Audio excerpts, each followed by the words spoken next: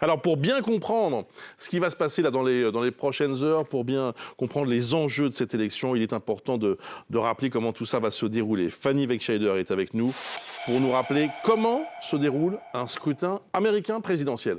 Alors Bruce, c'est très différent de ce qui se passe en France. Aux États-Unis, pour être élu, le président est élu 4 ans au suffrage universel populaire indirect, à un tour. Indirect, qu'est-ce que ça veut dire? Eh bien, ça veut dire que lorsque les Américains vont voter dans leur état de résidence, ils n'élisent pas directement leur président, mais ils votent en réalité pour des élus, des responsables locaux appelés grands électeurs. Et il y en a 538 au total dans les 50 États américains. Comment sont-ils répartis?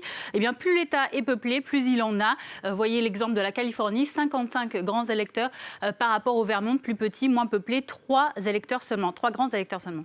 Comment sont comptabilisées les voix des électeurs ?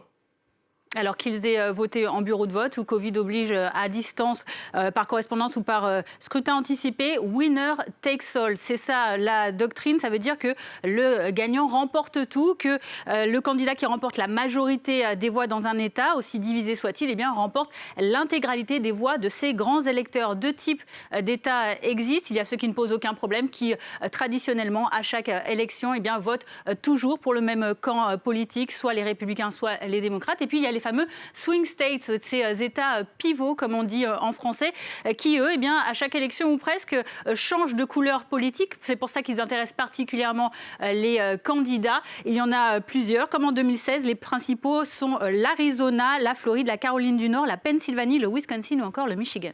Combien de voix doit obtenir un candidat pour être désigné vainqueur ? Alors je vous le disais, pour accéder à la Maison-Blanche, il ne suffit pas du vote populaire de ce 3 novembre. Il faut que les grands électeurs votent pour vous. Et ça, ce sera le 14 décembre. Le futur président doit obtenir la majorité donc, de ces 538 voix de grands électeurs, c'est-à-dire la moitié plus une, 270 voix.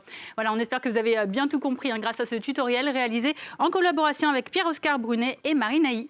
Merci beaucoup, Fanny.